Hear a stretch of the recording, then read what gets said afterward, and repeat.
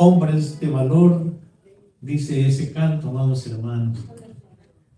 Ya no me acuerdo si cuando lo ensayaron los hermanos de la alabanza, era una parte que iban a cantar solo las hermanas, ya no me acuerdo cuál era, creo que era otro.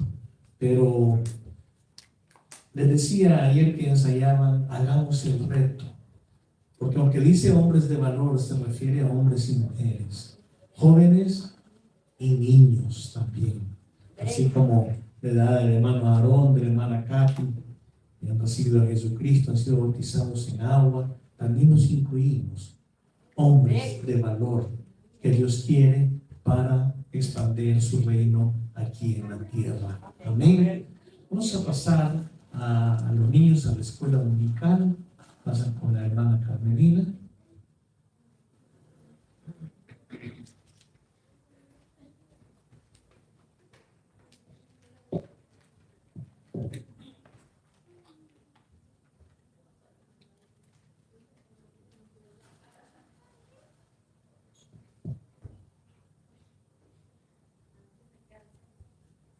Y ahora faltó la hermana Sofía, ¿verdad? Pero ahí va la hermana Elisa ya para la escuela bíblica para niños. Alabado sea Dios. Algunos cantos de los que cantamos, alabamos y adoramos a Dios, algunos hacen énfasis y dicen, ¿qué pasaría? ¿Qué hubiera pasado con nosotros? ¿O qué sería de nosotros si no hubiera sido por la ayuda de Dios? Y hablo desde antes que fuéramos cristianos.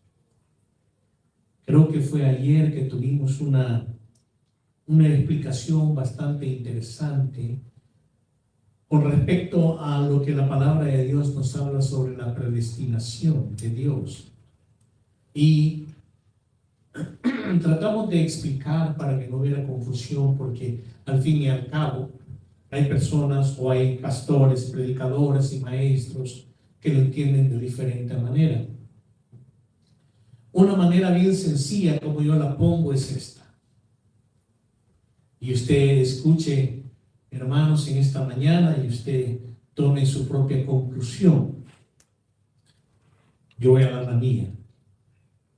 Pero con respecto a esto de la predestinación que se habla, la manera más sencilla de entenderlo es así. ¿Sabe Dios quiénes vamos a entrar a su reino y vamos a estar con Él por toda la eternidad? Amén. Por lo menos en algunos amenes, ¿verdad? Voy a repetir la pregunta. ¿Sabe Dios quiénes vamos a entrar a su reino celestial y vamos a morar con Él por toda la eternidad? Amén. Dios lo sabe. Ahí está, hermanos, la crema, la nata, la raíz, la base, el fundamento de esa predestinación. En que Dios sabe, que sabe porque Él sabe quiénes vamos a estar con Él. Desde antes que nosotros naciéramos, desde antes de la fundación del mundo, Dios lo sabe porque Él lo sabe todo. Amén. Alabado sea Dios. Entonces Él sabe eso. Y lo que Él sabe, y lo voy a poner de esta manera, y los que me ven en YouTube, espero que nadie se vaya a molestar, especialmente si me escuchen algunos pastores, ¿verdad? Entonces, amados hermanos, lo voy a poner de esta manera.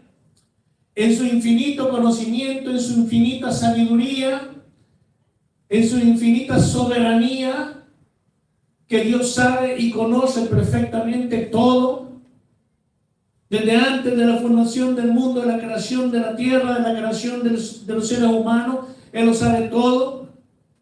Entonces yo creo, y ahora ya estoy expresando lo que creo, que a Dios no se le va a escapar nadie que Él sabe que va a entrar a su reino.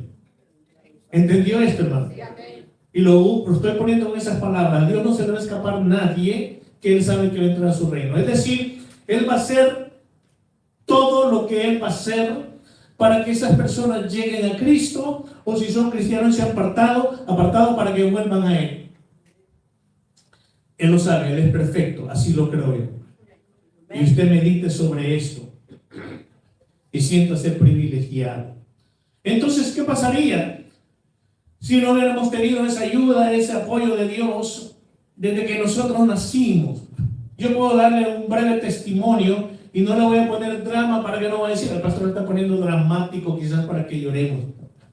Pero desde que yo era un pequeñito, Satanás trató de destruirme, Satanás trató de matarme, Satanás trató de robarme, y en efecto, desde muy pequeñito, Satanás me robó grandes cosas.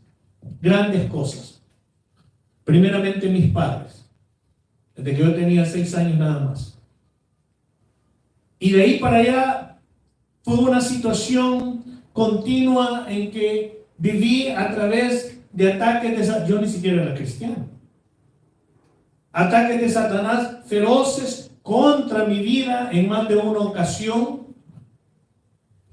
Y cada vez que podía tener algo de alegría y felicidad, a robármelo también. Yo no era cristiano. Pero en el fondo rechazaba, y abiertamente rechazaba todo lo que fuera idolatría, aunque no había recibido a Jesucristo como mi Salvador personal. Lo hice cuando tenía 14 años, yo he dado ese testimonio. Y entonces, antes de eso, siempre trató de robarme, de destruirme, de matarme. Me entregué a Jesucristo, fui bautizado en agua, y de los 14 años también, en adelante, también en muchas ocasiones, trató de asesinarme, trató de matarme, de robarme, y logró robarme, pero no asesinarme, porque Dios le dijo no. Dios le dijo no y le puso paro. ¿Qué hubiera sido de mí si no hubiera tenido yo la ayuda de Dios desde antes de ser cristiano y ya siendo cristiano? ¿Qué me hubiera sucedido? ¿Qué hubiera pasado? Yo no estaría aquí. Y créanme que cuando yo le digo yo estoy aquí, estoy en victoria de todo esto, es porque sé lo que estoy diciendo. Y cada uno de ustedes también debe de reconocer las victorias que Cristo le ha dado en su vida desde antes de ser cristianos. Algunos de ustedes, tal vez de jovencitos o jovencitas que no eran cristianos todavía, quizás se hacían preguntas: ¿por qué usted era diferente en algunas cosas? Diferente a sus amigos, diferente a sus amigas. ¿Por qué? Y quizás la presión de sus amigos y sus amigas era grande para hacer lo que iba a ser un error en su vida. Y usted era diferente, aunque no conocía a Dios como le conoce hoy. Aunque no era un verdadero o verdadera hija de Dios, había algo diferente. Y es porque Dios le estaba guardando. Es porque Dios le estaba cuidando y porque Dios le estaba conservando de esa manera. Para que usted glorificara a Dios como ahora lo hacemos. Alabado sea Dios. Bueno, esa no es la predicación. Pero como solo tenemos media hora, ya más, entonces vamos a apresurarnos. Dije de que no voy a continuar este domingo con el estudio de los mensajes a las 7 iglesias, sino que vamos a dar un receso, después vamos a retomarlo. Pero los animo a que abran sus Biblias en la primera carta de Pedro, primera epístola de Pedro, en el capítulo 5.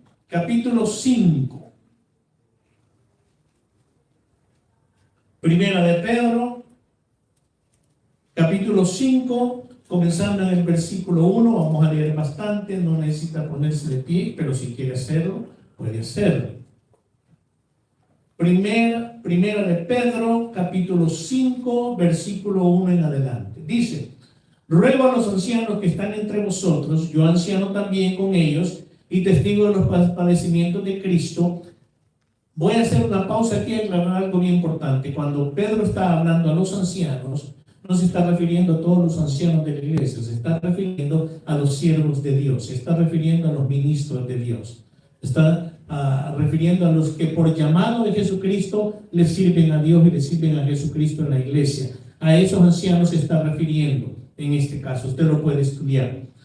Luego a los ancianos, o sea, a los ministros, a los siervos de Dios llamados de Jesucristo, que están entre vosotros, yo anciano también, con ellos y testigo de los padecimientos de Cristo, que soy también participante de la gloria que será revelada. Apacentad la grey de Dios que está entre vosotros. O sea, está hablando de los pastores, está hablando de los ministros, está diciendo apacienten las ovejas. Apacienten las ovejas. Ustedes recordarán en la Biblia, encontramos que en una ocasión el Señor Jesús, después de haber resucitado, que se le apareció a sus discípulos, habla con Pedro y le dice: Pedro, ¿me amas? Y Pedro le dice: sí, Señor, te amo, apacienta mis ovejas. Le pregunta la segunda vez: Pedro, ¿me amas? Sí, Señor, pues, te amo, apacienta mis ovejas. Tercera vez: Pedro, ¿me amas? Pedro le dice: tú sabes que te amo. Y Cristo le dijo: apacienta mis ovejas. Aquí Pedro, a quien le fue dicho directamente por Jesucristo, ahora él está haciendo ese llamado a los ministros, a los pastores dentro de las iglesias, a apacentar la grey de Dios, o sea, el pueblo de Dios, a apacentar las ovejas de la iglesia, la congregación que está entre vosotros, cuidando de ella, no por fuerza, sino voluntariamente, no por ganancia deshonesta, sino con ánimo pronto, no como teniendo señorío sobre los que están a vuestro cuidado, sino siendo ejemplos de la grey. Pedro les está diciendo: lo que hagan, que es apacentar la grey de Dios, no lo hagan por obligación, no lo hagan por fuerza, no lo hagan por obligación, no lo hagan porque ni modo, ya me cayó, porque el abuelo fue pastor y el papá fue pastor y él también, pues bueno, ni modo, ahí vamos. Ni esto que dice de esa manera incluye también: no lo hagamos de mala gana, no lo hagamos con enojo, no lo hagamos con que ahora no quiero, no lo hagamos con que ahora estoy cansado, quiero un break, quiero un receso. No. Ni tampoco dice la palabra de Dios: no por ganancia deshonesta, sino con ánimo pronto. Con ánimo, pastores. Y usted dirá: pero nosotros no somos pastores. No sé yo a quién el Señor ha hecho llamados para eso, y pueda que le esté preparando. Y si pero ya estoy viejo. No, para los llamados de Cristo. No hay ningún viejo aquí, hermanos, para los llamados de Cristo. Porque entonces yo quedaría ya descalificado, ¿verdad? Como me dijo una vez un joven cristiano, y dijo: no, pero ustedes pastores ya están bien avanzados de años, ya deberían de retirarse. Ningún pastor se retira, solo Dios retira a los pastores. Ningún pastor se retira, ningún pastor puede decir: vaya Señor, ya me voy a jubilar. Sé de cantidad de pastores que han llegado a los 80 años y más y predicando el evangelio. Así fue mi pastor, por ejemplo. Pasó de los 80 y todavía le servía a Dios en el ministerio. Pero hace algo bien interesante, hermano, que toda la iglesia debe estar conocedora. Dice: no por ganancia deshonesta. ¿Por qué hace referencia a no por ganancia deshonesta? Bueno, porque de acuerdo a la palabra de Dios, todo obrero de Jesucristo, o sea, pastor, que predica, que enseña y todo lo demás, tiene que tener una asignación para sus gastos de él y su familia. Algunos pastores optan por no hacerlo, la gran mayoría sí lo recibe. Pero está hablando a pastores deshonestos también, que de manera deshonesta se enriquecen. Alguien decía: ¿cuál es la manera más rápida y más fácil de llegar a tener dinero? Decía: bueno, estudie, esfuércese, ponga un negocio, trabaje. Y las personas respondían: no, haciéndose pastor. Porque vivieron cantidad de ocasiones en que conocieron pastores muy humildes, muy sencillos. Y de repente, después de un tiempecito de ser pastores, tenían casas grandes, y andaban en carros de lujo. Y no trabajaban solamente en el ministerio, de donde habían obtenido todo aquello. Dios va a proveer, pero no para lujos. ¿Le puede Dios regalar una casa a los pastores? Claro que sí, al igual que a cualquier miembro de la congregación. ¿Y que tenga una estabilidad económica? Claro que sí. Lujos, no lo creo. Porque el lujo afecta el corazón de cualquier persona. Y ahí es donde hay problemas. El deseo de dinero, la norma para el Nuevo Testamento, les mencioné que los que supervisan la obra de Dios reciban algo adecuado. Alabado sea Dios. Y que estén contentos con lo que reciben que Dios les da. Pero el deseo del dinero trae corrupción al corazón. Me refiero al deseo ambicioso de dinero. No se me va a equivocar nadie. Ni los que me están oyendo por YouTube. Porque, seamos sinceros, ¿a cuánto les gusta el dinero? Yo levanto la mano primero. ¿Nos gusta el dinero, sí o no? ¿Ok? Nos gusta tener holgura, ¿verdad? Y hacer diferentes cosas. Gloria a Dios por eso. Y Dios provee. Pero eso es diferente al deseo ambicioso, al deseo con gula, con ambición, al mal deseo, al afán, a la ansiedad por aquello. Además, la palabra de Dios nos dice, ¿verdad? El que no trabaja, que no coma. ¿Eso qué quiere decir? Ya con eso el Señor nos está diciendo, quiero que trabajen. Quiero que sean trabajadores. ¿Amén? ¿Sí o no? Ok. Entonces, cuando usted trabaja, no se queje. Dele gracias a Dios. Cuando le salga trabajo, no llore. Gócese. Y diga, gracias Señor que me está dando un trabajo. Alabado sea Dios. ¿Sí o no, hermanos? Así que no debe de ser. Eso no quiere decir que no se cansa de trabajar. Eso no quiere decir que hay días en que dice, ay, 5 minutitos más en la cama, porque tiene el cansancio. Claro que sí. Pero es diferente decir, otro día más de trabajo. Gócese de gloria a Dios por el trabajo que tiene. Hay quienes que parecen una maquinita. Ustedes saben que hay hermanos. No voy a hablar del mundo, voy a hablar de hermanos en Cristo que parecen maquinita para trabajar. Trabajan y les toca trabajar a veces 10, 12 horas y ahí van y todavía como maquinita.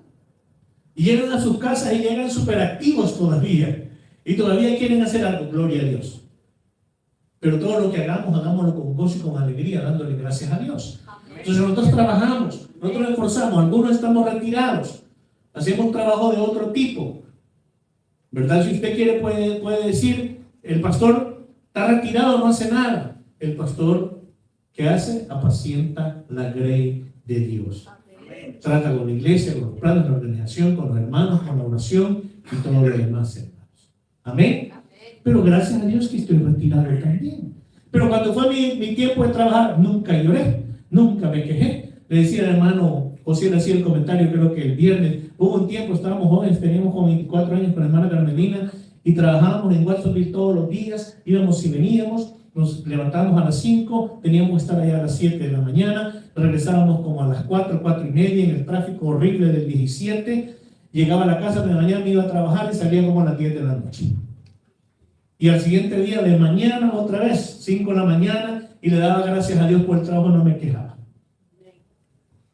Y sabe una cosa en el trabajo de noche que tenía, nada, que el pastor solo ha hecho trabajos de manos blancas, de guantes blancos, no, trabajaba en el taco, en las noches, para llegar a más dinero, ¿verdad? Y entonces, pues llegaba ahí y dije, ¿qué voy a hacer? Mi primer día, vas a picar cebolla, tomate, aceitunas y esto y lo otro, vas a cocinar frijoles, vas a poner a cocer frijoles, a refreír para hacer los frijoles que ellos hacen fritos y vas a preparar la carne también. Y yo dije, ¿verdad? Así es que ahí trabajando yo, partiendo, picando cebolla, por ratitos queriendo llorar, picando tomate y aceitunas y todo lo demás. Y nunca llegué diciendo a la hermana Carmelina, ¿vieras cuántas cebollas piqué ahora?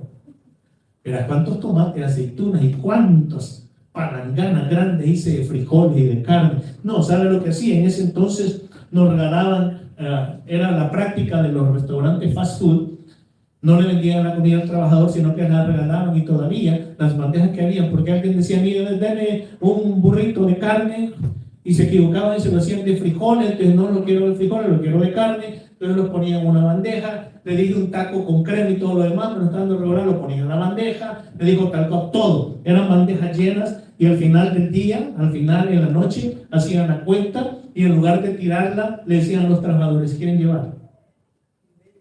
Así que yo llevaba mi bolsada. Mi hermana Carmelina me estaba esperando 10, 11, a veces 12 de la noche. ¿Qué llegaba a hacer? A llorar. No. A comer burrito y taco. Bien contento de la vecina. Y listo para el siguiente día para ir a trabajar. Le decía eso al hermano José. Hagámoslo con gozo y alegría. Yo creo que casi todos ustedes lo hacen así. O todos. Amén. Dándole gracias a Dios que les ha dado trabajo, porque tener trabajo es bendición. Y si no tiene el trabajo, pídaselo a Dios y confíe, porque Él va a proveerle su pan a tiempo. Créale a Dios. Entonces, pastores, mucho cuidado. No se le vaya a deslizar la mano por ahí, ¿verdad? No estoy diciendo robar, sino que tratar de sacar más, ¿verdad? Bueno, me contaba una vez un pastor que de otro país, creo que El Salvador, y allá ganaba como $200 al mes.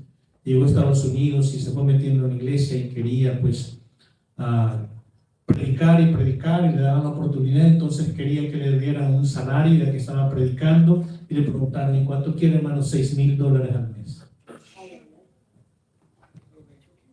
No estoy mintiendo, son testimonios de pastores, hermano.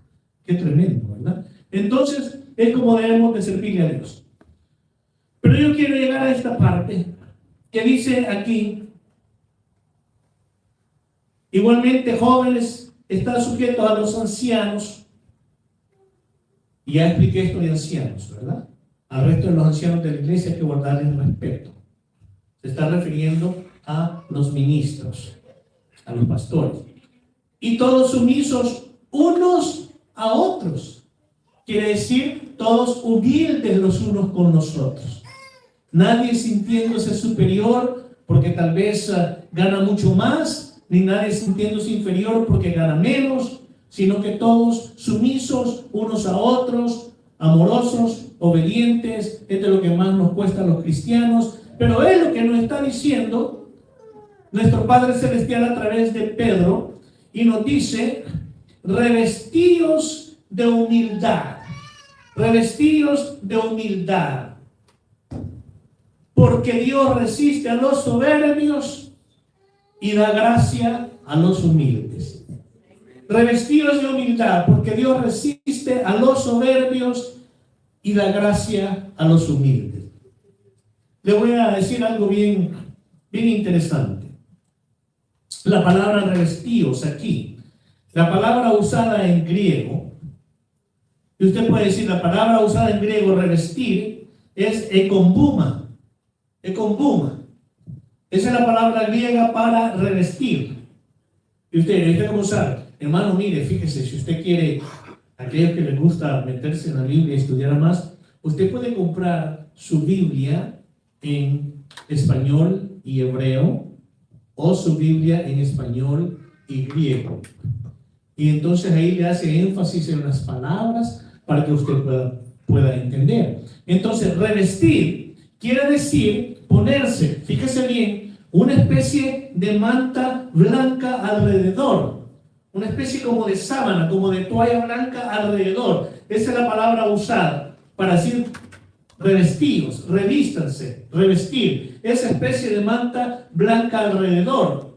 Fíjese de que las personas que eran esclavas tenían que, en esa época, porque habían esclavos, tenían que usar esa manta blanca alrededor de sus cuerpos para que todos supieran que eran servidores. Tenían que usar esa manta blanca por obligación para identificarlos como servidores. Entonces Pedro está diciendo, revístanse, o sea, pónganse esa manta blanca de servidores. Iglesia, congregación, pónganse esa manta blanca de servidores de Dios y para la gloria de Dios. Es lo que Pedro está diciendo. Además, recuerde usted cómo estaría presente en la memoria de Pedro el día que Jesucristo, estando los discípulos reunidos con Cristo, de repente Jesucristo dice que se fue a poner una manta blanca alrededor. ¿Recuerdan el pasaje? Una toalla blanca, una manta blanca. ¿Para qué? Para lavar los pies de sus discípulos. ¿Qué significaba esa manta blanca que se puso? Servidores, que Él vino a servir y no para ser servido. Nosotros los hijos de Dios estamos para servir dentro de la grey de Dios. Estamos para servir para Dios, para ser servidores y no servidos. Eso tiene que haberlo tenido presente Pedro cuando dijo esto también. ¿Y cómo que no? Si él fue el que le dijo a Jesucristo, no Señor, no Señor, le dijo. ¿Cuántos recuerdan que le dijo Pedro a Jesucristo? Cuando Cristo dijo que les iba a lavar los pies. ¿Qué dijo Pedro? No Señor, a mí tú no me lavarás los pies. Y Cristo le dijo, si no dejas que te laves los pies, no tendrás parte conmigo en el reino de Dios. Entonces Pedro, ¿qué dijo Pedro? Señor, entonces váyanme totalmente. No solo los pies, sino que por completo. Pero no estaba entendiendo en parte que Jesucristo le estaba diciendo, tengo que lavarte los pies para que tú seas también un servidor de la grey de Dios. Y eso es lo que quiere decir. Y recuerda, hermanos, Dios resiste a los soberbios, pero da gracia a los humildes. Y luego viene ahora esta crema aquí en 15 minutos que tenemos. Humillaos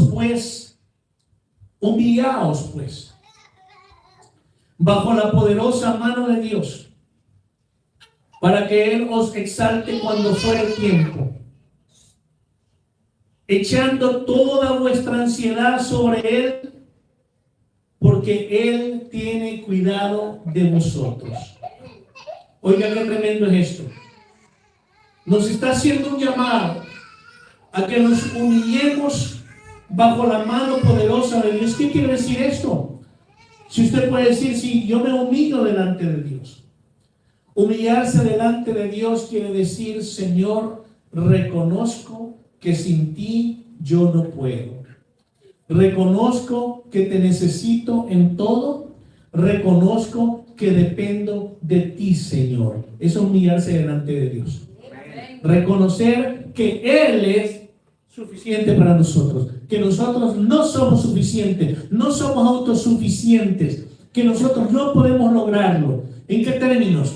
En el término de la vida espiritual, en el término de vencer las tentaciones, en el término de vencer las pruebas, en el término cuando padecemos diferentes pruebas, ya sea de salud, ya sea de finanzas, de cualquier otra cosa. Reconocer que no podemos resolverlo por nosotros mismos, pero reconocerlo con un corazón sincero, diciéndole, Señor, yo no puedo. Si tú no me ayudas, yo no puedo. Si tú no vas conmigo, yo no voy a ir. Mejor me quedo aquí si no vas conmigo. Reconocer que Él sí es todopoderoso, omnipotente y puede proveernos, hacernos, sanarnos, darnos milagros, etcétera, etcétera, ayudarnos en todo momento. Eso es humillarse delante de Dios. Humillarse delante de Dios no quiere decir llegar a la iglesia y decir por mi culpa, por mi culpa, por mi culpa, ¿verdad? Y no sé qué mi culpa, que dice, ¿verdad? Eso no es humillarse delante de Dios. Humillarse delante de Dios es reconocerlo como nuestro Dios todopoderoso, único Dios todopoderoso, hacedor de milagros, hacedor de maravillas, el que nos sostiene, el que nos ayuda, el que nos fortalece, el que nos da.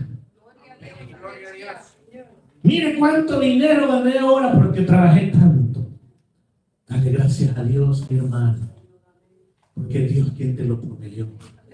Pero yo fui el que trabajé, sí, pero fue Dios quien te lo proveyó.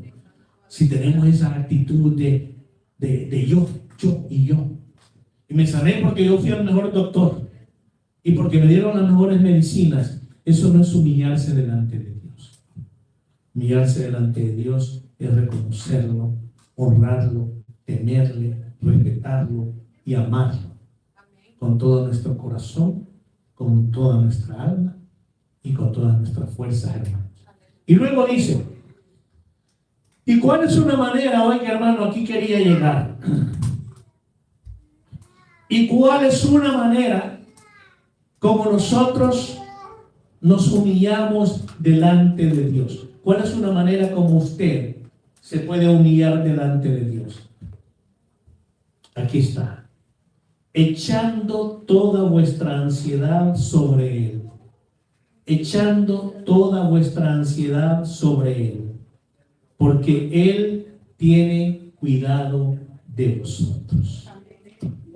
En otras palabras, ya entendí, pastor, lo que usted enseñó teóricamente de lo que es humillarse a Dios. Ahora yo quiero que lo entienda también en la práctica. En la práctica es, Señor, ya aprendí que debo de reconocerte y depender de ti. Entonces ahora me humillo más y te digo, hecho a ti. Es la palabra que usó y la usó con propósito. Hecho a ti todas mis ansiedades. Hecho a ti todos mis problemas, todas mis dificultades, las echo a ti, Señor.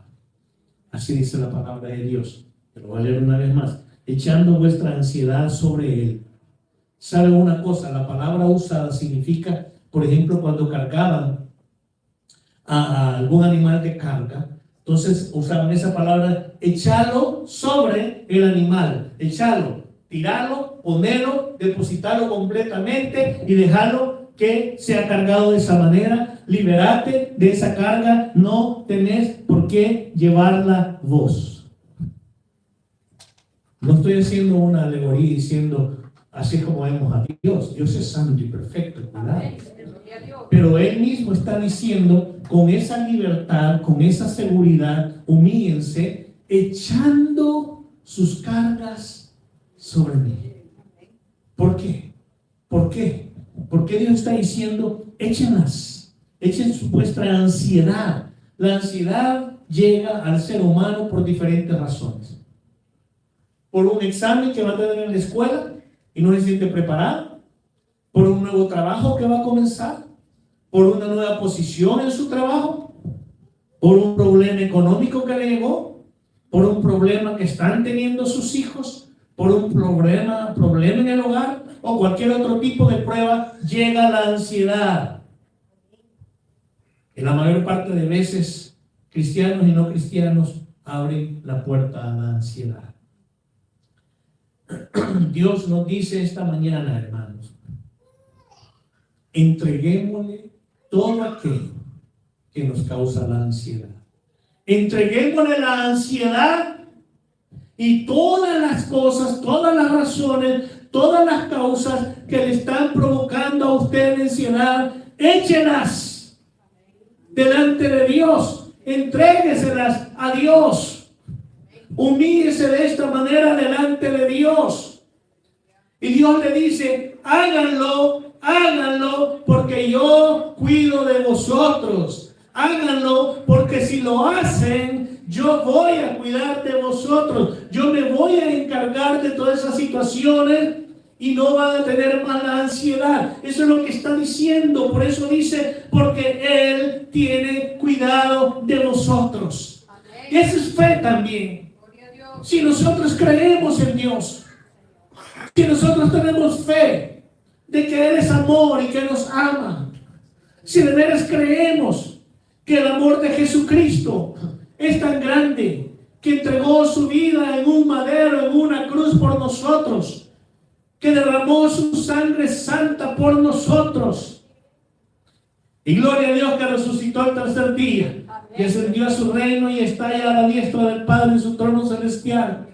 Pero si nosotros creemos eso, si nosotros creemos ese amor de Dios, creemos en ese amor de Jesucristo, debemos de creer entonces que si nosotros nos humillamos delante de Él, Él cuida de nosotros.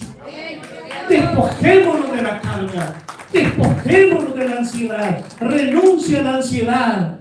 Ya no le dé vuelta en su mente. Ya no le dé vuelta en su corazón. Ya no le dé vuelta en su alma. Créale a Dios. Confíe en Dios. Sométase a Dios. Humíllese delante de Dios, porque es importante también humillarse delante de Dios. Porque ya dijo el Señor: Dios resiste a los soberbios y da gracia a los humildes. Es importante que le digas: Señor, todo te lo entrego, pero me someto a ti también. Te entrego estas cargas, te entrego la ansiedad, la preocupación. Creo en tu palabra, y tu palabra dice que tú cuidas de mí y cuidarás de mí y de mi familia. Pero también yo me someto a ti, Señor, en toda humildad y obediencia. Es lo que Dios está pidiendo de nosotros, pueblo. Es lo que Dios está pidiendo de nosotros, que actuemos de esa manera. Y luego dice la palabra de Dios: sed sobrios y velad. Y no está hablando de ser sobrios de que no estén alcoholizados. Está hablando de ser sobrios espiritualmente. Quiere decir, estén en sus niveles, en sus sentidos cabales espiritualmente, no en sus sentidos humanos. Sean sobrios. No haya alcohol en lo espiritual. No estoy hablando del alcohol natural físico. Estoy hablando de algo que le quite la sobriedad a usted espiritualmente. Ser sobrios y velar. ¿Qué quiere decir velar? Manténganse en oración. Manténganse firmes. En una ocasión por ahí fueron 3 discípulos con Cristo. Cristo subió a orar al Getsemaní y estaba orando. Y dijo: voy a ir aquí, y fue allá, y regresó. ¿Y qué estaban haciendo los discípulos que llegó para que oraran? Durmiendo. Y les habló y les dijo: velad, para que no caigan en tentación. Y se retiró otra vez y les dijo: quédense orando. Y regresó. ¿Y qué estaban haciendo los discípulos? Durmiendo. Y les dijo lo mismo. Y llegó la otra ocasión y se retiró a orar, y regresa los discípulos igual, y les dijo: la hora ha llegado. Y así que lo agarraron, lo capturaron como a un criminal. Uno de los discípulos que había subido a orar no resistió la tentación. ¿Por qué? Porque estaba durmiendo. Y un recuento de uno de los escritores de los evangelios dice que Pedro sacó una daga y violentamente le cortó la oreja a uno de los que había llegado a capturar al Señor Jesús. Y el Señor Jesús usó aquellas palabras tan tremendas, dándole a entender: si así vas a vivir, así vas a morir. Tomó la lengua y la pegó nuevamente a esa persona. Eso hubiera sido suficiente para que todos se arrepintieran, ¿verdad? Y dijeran: no, hombre, este hombre es santo. Pero ni siquiera entendieron eso. Pero Pedro no resistió la tentación. Cristo les dijo: velen, oren. Y después que se lo llevaron, ¿qué hicieron todos los discípulos, incluyendo Pedro? Correr, huir. Y después, ¿qué hizo Pedro? Ya se lo había profetizado Cristo. Note por favor, que esa profecía de Jesucristo no fue una profecía condicional. No fue una profecía condicional cuando le dijo: me vas a negar 3 veces. No fue una profecía condicional. Fue una profecía categórica, definida, a cumplirse tal y como Cristo lo dijo. No le dijo: Pedro, mira, si te portas bien y te pones a orar ahorita, vas a pasar por esta prueba, pero vas a ser victorioso. No, le dijo: me vas a negar 3 veces. Fue una profecía completa, no condicional. Y entonces, ¿qué pasó cuando llegó ese momento de esa prueba? ¿Qué hizo Pedro? Negó a Jesucristo. Amargamente lloró, se arrepintió, se trató de esconder. No quería saber ya nada, sentía que lo había perdido todo. El dolor de Pedro fue grande. Cuando usted estudia la palabra de Dios, se va a dar cuenta que fue grande el dolor que experimentó Pedro por haber negado a Jesucristo. Pero ¿qué pasó? Jesucristo le había advertido ya: vele en oración para que resistan la tentación. Entonces, amados hermanos, Dios le está diciendo a usted: varias cosas ahorita. Sometámonos a Dios, confiemos en Dios, tengamos fe, entreguémosle toda la ansiedad y todas las cargas que podemos tener. Entrégueselas completamente, porque Él cuida de nosotros si nosotros nos sometemos en obediencia y con humildad, y que estemos velando en oración. ¿Por qué? Porque dice, porque vuestro adversario, para cristianos que todavía creen,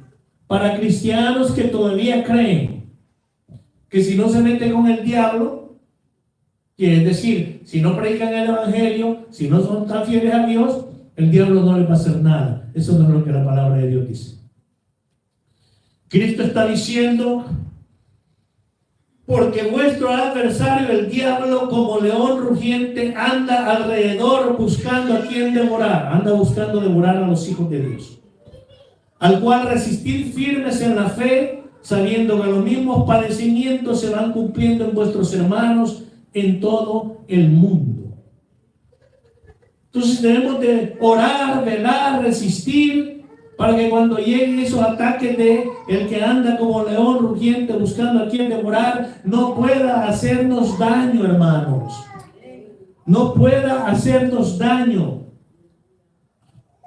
Dice la palabra de Dios, para que quede claro, vuestro adversario, el diablo, anda como león rugiente. El diablo quiere decir adversario.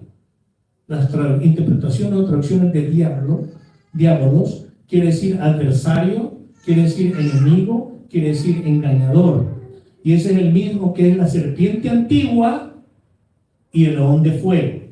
La serpiente antigua descrita en el Génesis y el dragón de fuego descrito en el Apocalipsis, que también es llamado la serpiente antigua. Entonces, dice que vuestro adversario, el diablo, ¿qué dice? Es un león rugiente. No dice eso. Dice, como león rugiente, anda. No dice que es un león rugiente. Dice que anda como león rugiente. Pero ¿sabe una cosa? Usted y yo tenemos un león verdadero, el león de la tribu de Judá, que nos defiende, que nos cuida, que lucha por nosotros. Ese es el león invencible. Ese es el león invencible. Al león se le conoce porque es hombre de la jungla, de la selva. El rey de la selva. El león es el rey de la selva. Jesucristo es el Rey de reyes y Señor de señores. Alabado sea Jesucristo nuestro Salvador, el león de la tribu de Judá. Ahí tenemos la victoria. Anda un animal feo, ni siquiera feo, rugiendo como león, y el que se deje se lo devora. Pero hay un verdadero león, el de la tribu de Judá, invencible, que si nosotros nos refugiamos en Él, Él va a luchar por nosotros, y Él ya venció. No puede ser vencido. Entonces, amados hermanos, es tiempo de entregarle todo a Dios. Echar a Él todas nuestras ansiedades y todas nuestras cargas, humillándonos delante de Dios, porque Él cuida de nosotros. Y déjeme decirle algo. Si usted conoce cristianos que se han apartado de Dios, se han alejado de Dios, quiero darle esta nota de conocimiento. No crea usted que entonces Satanás y los demonios dicen, ese ya se apartó de Dios, déjenlo tranquilo. Es al revés. Es al revés. Cuando un cristiano, hijo de Dios, se aparta de Dios, se aleja de Dios, es cuando con más furia los demonios, el diablo con sus demonios, van a tratar de devorar, de destruir y de matar a ese cristiano que se ha apartado de Dios. Escuche lo que le estoy enseñando. Se lo está inventando, pastor, en la palabra de Dios no encuentra. ¿Sabe usted por qué?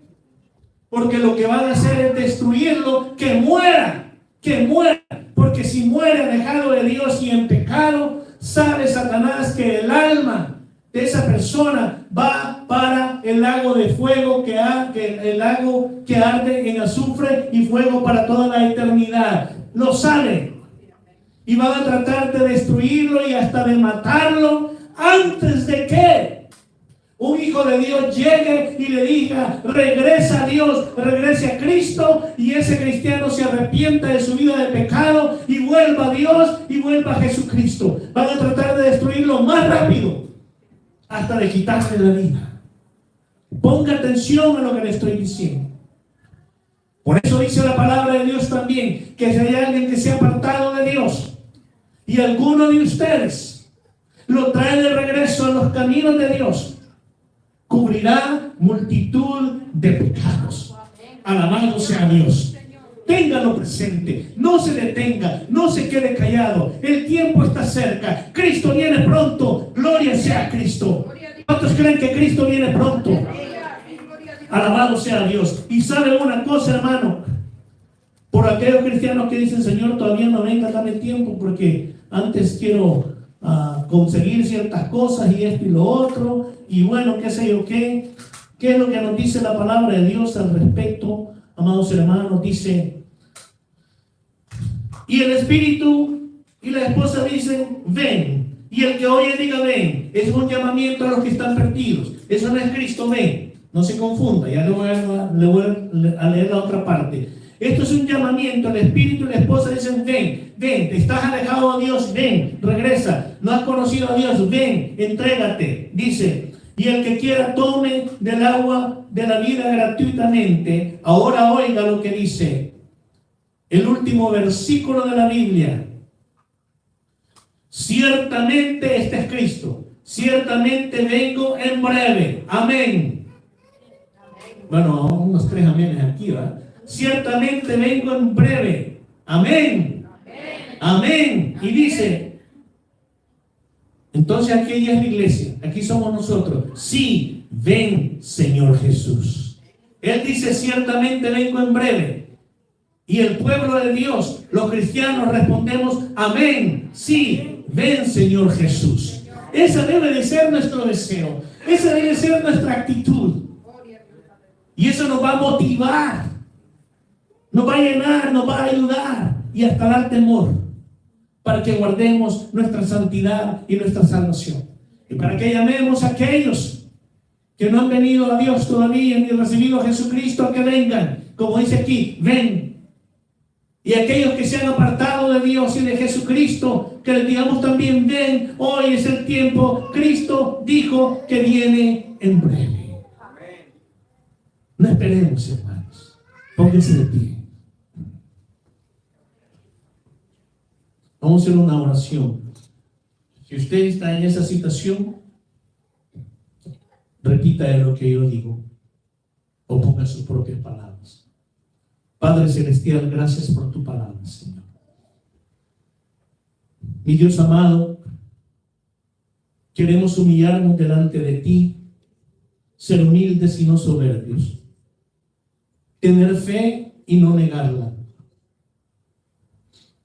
reconociendo, mi Dios, que hay ansiedad, hay pruebas, hay dificultades, hay necesidades. Pero tu palabra dice que tú cuidas de nosotros, y yo lo creo. Pero dice tu palabra también que sometidos a ti, Señor, echemos delante de ti toda nuestra ansiedad. Santo Dios, en esta mañana echamos delante de ti toda nuestra ansiedad y todas las causas de esa ansiedad. Renunciamos, Señor, a todos esos problemas, condiciones y situaciones difíciles. Renunciamos a esa ansiedad, renunciamos ahora en el nombre de Jesucristo y la echamos delante de ti, renunciando a ella y renunciando a todas esas situaciones adversas. Renunciamos en el nombre de Jesucristo y con fe las echamos delante de ti y decimos: Padre, tú encárgate de todo eso, porque escrito está, tú cuidas de nosotros. Perdónanos por haber dudado, Señor. Perdónanos, no lo tomes a cuenta. Lávanos de esos pecados, de la duda, Señor, y de falta de fe. Y te pedimos ahora que nos ayudes a que velemos en oración, en ayuno, cuando sí lo sintamos, oración y ayuno, con tu palabra, leyendo todo el tiempo, cantando cantos, con corazón agradecido y alegre. Resistamos a ese que anda como león rugiente a quien devorar. Y tú, león de la tribu de Judá, Rey de reyes y Señor de señores, Jesucristo, sabemos que tú peleas por nosotros y nos das la victoria. Gracias, Padre, en el nombre de Jesucristo. Amén. Que Dios los bendiga, amados hermanos. Salúdense unos a otros.